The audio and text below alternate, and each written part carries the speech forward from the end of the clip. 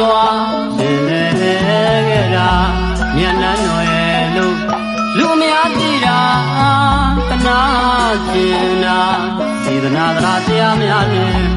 မိခင်တယောက်လိုစိတ်ပူရတဲ့သောကဝေဒနာ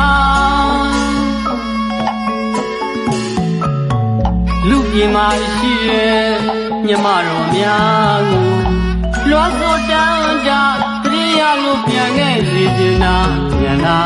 ခဲ့ပါပြန်လာခဲ့ပါလူပြည်တွားတဲ့မြမတော်များပြန်ခဲ့စီချင်တာ